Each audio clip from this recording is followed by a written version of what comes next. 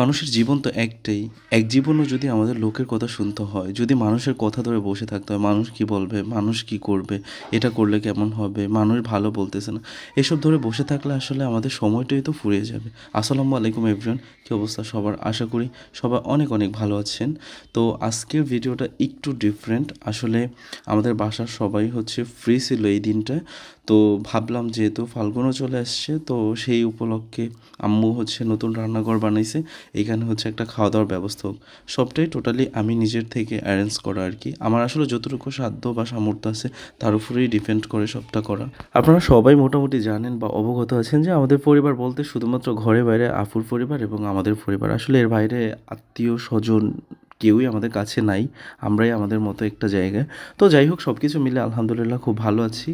আর পরিবারের প্রত্যেকটা মানুষকে নিয়ে হচ্ছে ভালো মুহূর্তগুলো কাটাতে পারলে সত্যি অনেক আনন্দ লাগে। আর আমার কাছে মনে হয় যে একটা মানুষের জীবনে অনেক কিছু থাকলেও পরিবার ফার্স্ট এবং পরিবারের লাস্ট প্রায়োরিটি থাকা উচিত আর কি। যাই হোক, সব কিছু মিলিয়ে আলহামদুলিল্লাহ আলহামদুলিল্লাহ। যদিও পয়লা ফাল্গুনকে নিয়ে আমার আসলে অনেক বেশি প্ল্যান ছিল, শুধু আমার না, আমার ফ্যামিলির অনেকেরই অনেক বেশি প্ল্যান ছিল, বাট আসলে সবটা আমি হচ্ছে এক্সিকিউট করতে পারি না, কারণ সময় স্বল্পতার কারণে। যেহেতু ওই দিনটা পয়লা ফাল্গুন ছিল, তাই মা ওই আগে থেকেই প্র্যাকটিস করে নিচ্ছে উনি কিভাবে হচ্ছে নাচবে। তো দেখতেই পাচ্ছেন কত সুন্দর করে হচ্ছে নাচানাচি করতেছে। যে কোনো আয়োজন যতই ছোট হোক, সেখানে কিন্তু কাজ অনেক বেশিই থাকে। তো দেখতেই পাচ্ছেন সবাই সবার মতো কাজ করতেছে। এই যে আমার আপু হচ্ছে মুরগির মাংসগুলো খুব সুন্দর করে ফ্রাই করে নিচ্ছে, কারণ আমরা হচ্ছে আজকে মুরগি দিয়ে হচ্ছে তেহারি রান্না করব।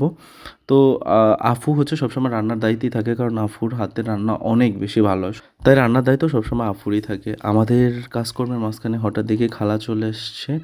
আসলে খালাকে দেখে আমার অনেক মায়া লাগছিল। যাই হোক, অলরেডি একটা রিলস আপলোড করছি, সেখানে আমি কি বলছি, খালা কি বলছে, সবটাই আপনারা জানতে পারছেন এবং শুনছেন হয়তো।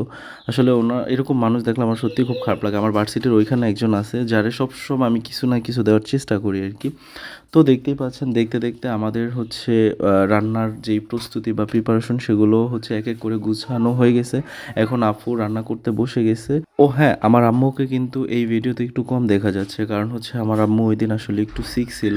তো যার জন্য হচ্ছে আম্মু একটু রেস্টেই ছিল, আর বাকি কাজ মোটামুটি যারা বাসার ছিল তারাই করছিল। আর আমি হচ্ছে সবসময় ভিডিওর দায়িত্বই থাকি, ভিডিও করি যতটুকু সময় থাকে, ভিডিওর ভিতরেই থাকার চেষ্টা করি, ইভেন আমার পড়াশোনা নিয়ে। তো যাই হোক, ফাঁকে ফাঁকে আমার পড়াশোনার ফাঁকে বা আমার অন্য যে কাজ ছিল ওই কাজের ফাঁকে যতটুকু সম্ভব হয়েছিল আমি ভিডিও করার চেষ্টা করেছি এবং আপনাদের সামনে সবটা তুলে ধরার চেষ্টা করেছি। আশা করি আপনাদের সবার আমার ভিডিওটা অনেক বেশি ভালো লাগবে।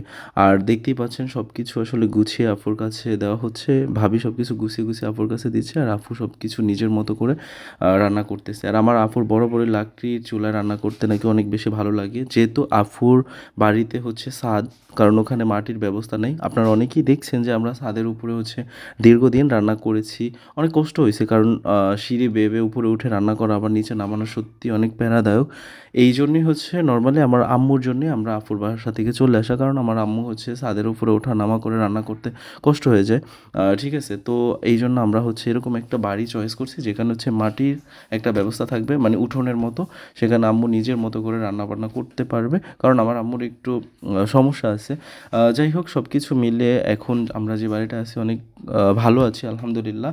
আর আমরা হচ্ছে আপুদের খুব কাছে। অনেকেই আমাকে প্রশ্ন করছেন যে আপনারা কি আপনার আপুদের থেকে চলে গেছেন? তো না, আসলে আমরা আপুদের থেকে দূরে চলে যাই না। আমরা আপুরা জাস্ট 30 থেকে 35 সেকেন্ডের ডিস্টেন্সে আছি।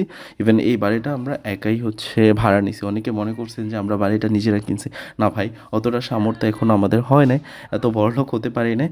আর ইনশাল্লাহ হয়তো ভবিষ্যতে পড়াশোনা করে মানুষের মতো মানুষ হতে পারলে কিছু একটা হয়তো হবে। বাট সব থেকে বড় কথা কি বলুন তো, আসলে আমার আব্বু আম্মু তো দীর্ঘদিন, মানে ছোটোবেলা থেকে ওনারা গ্রামে বড় হয়েছে, গ্রামই ওনাদের সব কিছু। বাট আমরা যদিও গ্রামের মানুষ, তারপর অনেকটা দিন শহরে চলে আসছি, অ্যাডজাস্টমেন্টের যে ব্যাপারটা সেটা হয়ে গেছে। বাট আমার আব্বু আম্মুর সেই জিনিসটা হয় না দেখি এরকম একটা বাড়ি চুজ করছি যেখানে আমার আব্বু আম্মু গ্রামের মতো ফিল পাবে, লাইক আমাদের বাড়ির মতো ফিল পাবে আর কি। এই তো সব কিছু মিলে আলহামদুলিল্লাহ এই বাড়িটা পেয়ে গেছি।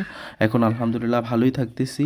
আর সবাই আমাদের জন্য দোয়া করবেন, আমাদের দিনগুলো যাতে ভালো কাটে, ভালো ভালো ব্লগ যাতে আপনাদের উপহার দিতে পারে। ও আরেকটা কথা, যারা হচ্ছে আমাদের ভিডিওগুলো নিয়ে আসলে মানে বিভিন্ন ভেট কমেন্ট করেন, তাদের উদ্দেশ্যে একটা কথাই বলবো, ভাই আপনারা যতই কমেন্ট করেন, আপনারা অনেকেই বলতেছেন যে আমি পড়াশোনা করে আসলে কি করতেছি, এসব কি। আমি খারাপ কিছুই করতেছি না, আমার পড়াশোনার জায়গায় জাস্ট এটার জায়গায়। একটা মানুষ যে বিসিএস ক্যাডার সেও তো কন্টেন্ট বানায়, তার মানে কি সে বিসিএস ক্যাডার হওয়ার যোগ্য না? আসলে আমি ম্যাক্সিমাম টাইমে দেখেছি যারা হচ্ছে এই টাইপের কমেন্টগুলো করে যে সমাজ কী বলবে, লোক কী বলবে, মানুষ হাসাহাসি করতেছে, দেখলাম যে ম্যাক্সিমামের আসলে এরকম ভিডিও করার মতো ক্যাপাবিলিটি নেই বা যোগ্যতাই নেই। যা সমালোচনা তারাই করে ম্যাক্সিমাম টাইমে যারা দেখছি আসলেই যোগ্য না। তো একটা কথাই বলবো, ভালো লাগলে সাপোর্ট করবেন, পাশে থাকবেন। আশা করি আপনারা সবাই আমার ভিডিওগুলো পছন্দ করবেন এবং কোন টাইপের ভিডিও করলে ভালো লাগবে সেটাও তো কমেন্ট করতে পারেন। যাই হোক, আজকের মতো এই পর্যন্তই। সবাই ভালো থাকবেন।